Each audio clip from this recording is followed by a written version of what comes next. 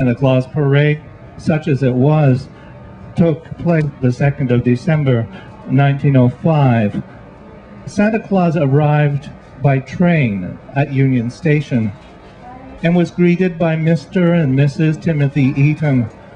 Santa then walked through the streets to the Eaton store.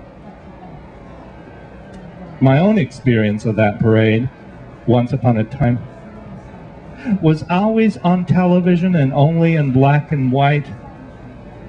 Though my parents might bring or send me into the actual city of Toronto in the summer for the C&E or to visit family who lived there, the town where that parade took place was always somewhere beyond the horizon, not any part of my quotidian imaginings, but at night certainly a distant light. What do you want to know about that for? I remembered to ask about the parade as we drove north on Highway 6, Mom at the wheel on our way to pick up my sister Deb. It was the start of our Victoria Day weekend visit. I was just wondering what the city was like back then. You grew up there? She checked the rearview mirror.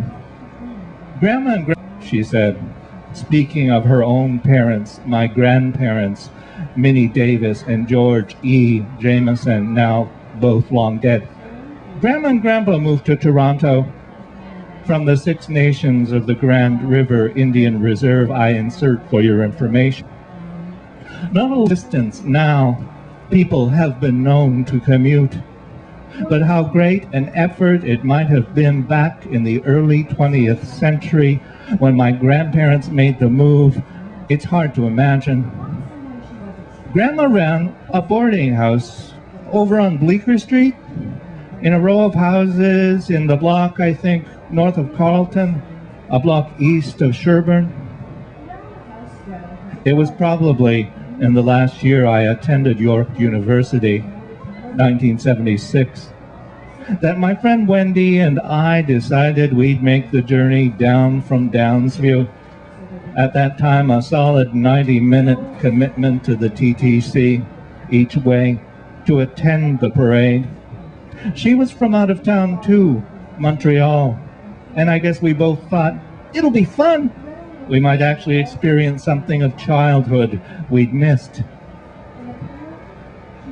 My grandmother Minnie was born in 1904, and my grandfather George E. Jameson, there's no clarity in the family now as to whether the never-used middle name was Elijah or Elias, was born in 1900.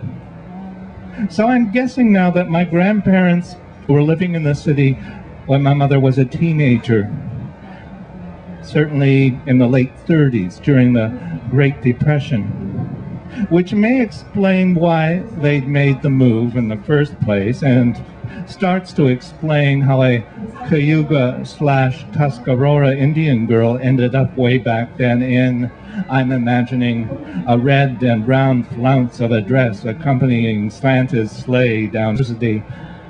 Though my mother, who has always favored red, says she remembers the dress as blue trimmed with white fur, I still prefer to think it was red and that Santa and his parade was the cause of her love for the color.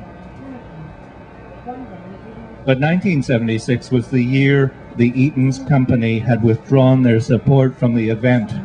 I think old Lady Eaton had finally died, and I remember Wendy and I were disappointed in the quality of the floats.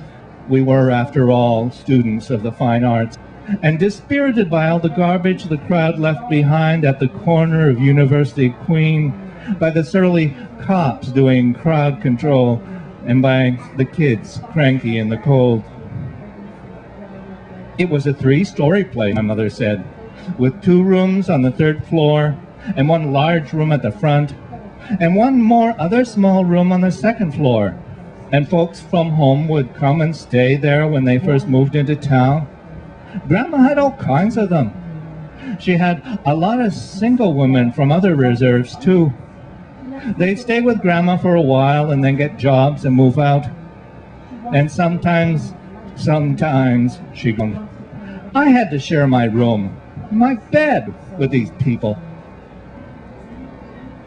Any last possibility of the hoped-for childhood fun disappeared when Wendy dropped the news of a suicide in our residence at York.